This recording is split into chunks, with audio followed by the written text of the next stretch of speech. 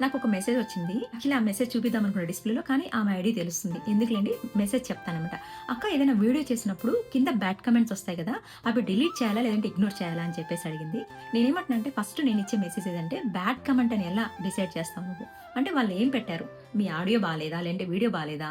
బ్లర్‌గా కనిపిస్తుందా? Voice raise చేయండి. అలాంటివి ఏమైనా పెడితే గనుక అవి బ్యాడ్ కామెంట్స్ కాదు.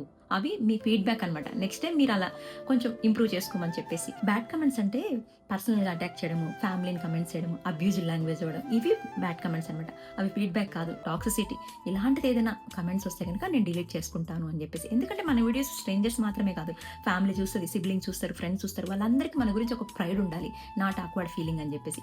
చాలా వరకు చూడండి, కంటెంట్ క్లీన్‌గా ఉండాలి, కమెంట్స్ కూడా క్లీన్‌గా ఉండాలి. పెద్ద పెద్ద వాళ్ళందరూ ఎక్కువ సబ్స్క్రైబర్స్ ఉంటారు కదా! అదే వాళ్ళందరూ కూడా బ్యాడ్ కామెంట్స్ డిలీట్ చేస్తా ఉంటారు. కొంతమంది బ్లాక్‌లో కూడా పెడతారు. అదేంటంటే వీక్‌నెస్ అనుకుంటారు. వీక్‌నెస్ కాదు, అదొక సెల్ఫ్ రెస్పెక్ట్ అనమాట. ఫైనల్‌గా రెస్పెక్ట్ ఇచ్చే వాళ్ళకి మనం రిప్లై ఇవ్వాలనమాట. రెస్పెక్ట్ లేకపోతే రిమూవ్ చేయాలి అని చెప్పేసి. ఎందుకంటే ఎంత బిజీ ఉన్నా నేను ఏదో ఒక టైంలో వాళ్ళకి రిప్లై ఇస్తాననమాట. మనకి ఒక మెసేజ్ చేస్తానంటే వాళ్ళ టైం మన మీద పెడుతున్నట్టే కదా!